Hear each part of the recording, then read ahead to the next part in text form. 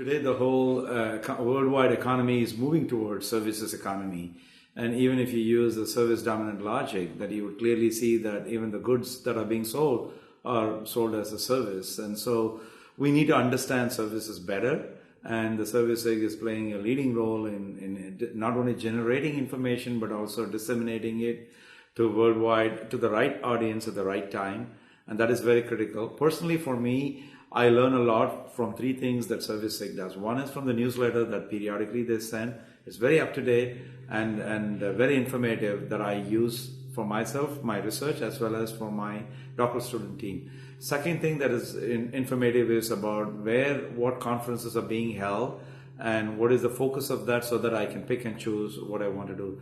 The most important thing that it does is it showcases everybody's accomplishments, research, what is cutting edge, latest one that everybody is doing.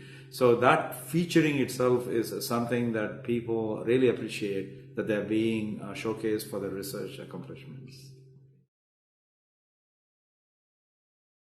Let's talk about services conference. The event itself is something that's very uniquely done, unmatched. The reason it's unique is twofold. First of all, the kind of scholars that they attract and they come to the conference is something very homogeneous. And that is very important. They're all focusing on services. I mean, there are many, like retailing conferences could be there, but the idea behind services is that it's such a homogeneous group that they have a common mission of really doing scholarly research.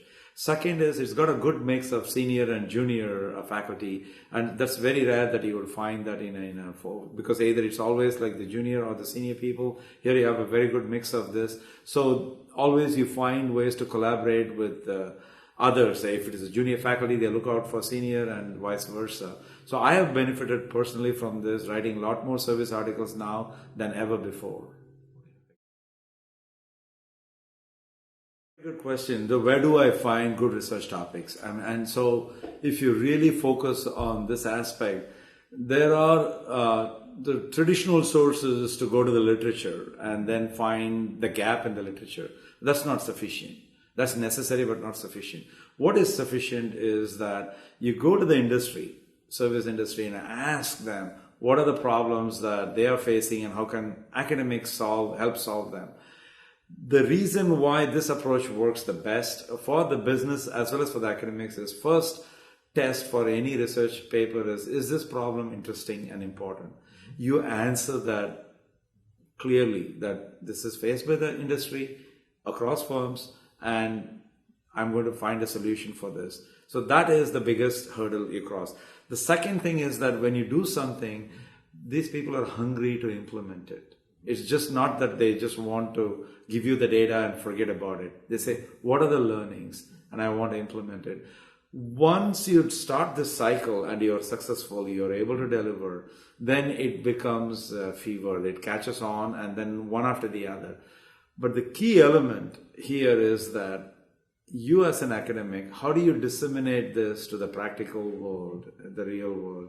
And that's where it's not enough that we publish only in the top scholarly journals, but you need to write it and attempt to publish it in Harvard Business Review or Sloan Management Review or even California Management Review, to disseminate this to the CEO, the C-suite people, because they look at it and then your phone rings nonstop after that. Sure, it's like the chicken and the egg problem, So first you want some data from the company, so you have to do this.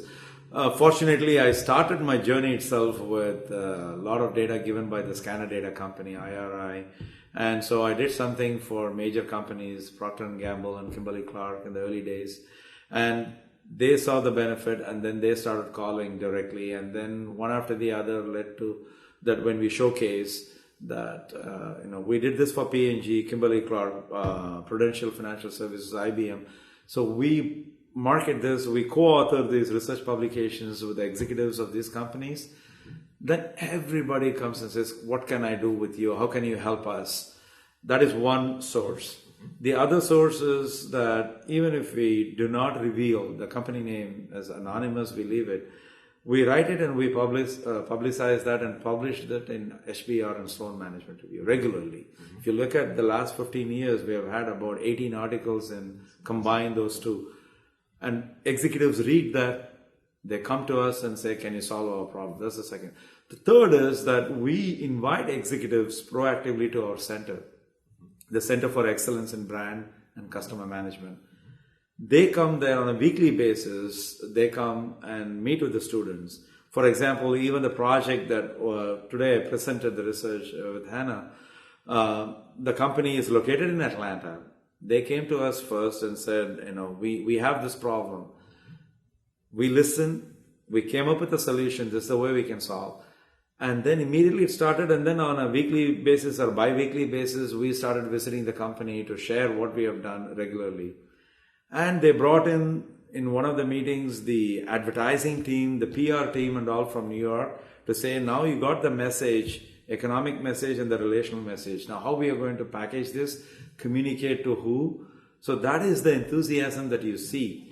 And they showcase it, and the ad agency says, then we worked, this client of ours worked with these people, they benefited, you can also go. So the word of mouth also spreads after that. This is a very profound question. The question you're basically asking is that businesses need answers yesterday, and academics, they work on a problem, they take their own sweet time. Then how do you see these two talking to each other? So our model, you mentioned VKWay, it's like, I'm not saying it's unique to us or something, but Hannah was part of this in at least 3 or 4 projects, which is like when a company says, here is the data, I need a solution. First thing we do is create a solution, give it to them. So we satisfy their needs. Then we continue to work on the data and innovate and tell them that round 2, we can even give you something better than what we gave you in the first round. So that they view it as continuous engagement, that we got what we want, but these people went above and beyond what is called for. But what is in it for us in the round 2 is that it becomes a research paper that we can publish with utmost quality. But the key thing is, this is where I've heard many people fail, many academics, which is, they say, give the data, and then they say, okay, we'll give the resource to you in 6 months, 1 year, we are doing this, and they take their own sweet time. No, we say 90 days, we deliver everything to our clients for giving the data and the resources, because they give not only data, they give their manpower, their executives, they come and talk to us, and they listen, and then they implement it. So that is very critical, and then we take the data and do it. So even in this, with the client, I think we gave it to them in about 90 days or so, but then she took a year to do the dissertation as a thing, that all the innovations that came. Now we give that back to them as round 2, they implement it, and they make all the more money now. So this has become a standard practice of inferring the relative importance of direct marketing communication types of messages. They knew it was important, they knew that it varies, but they never could quantify that. So we were able to quantify.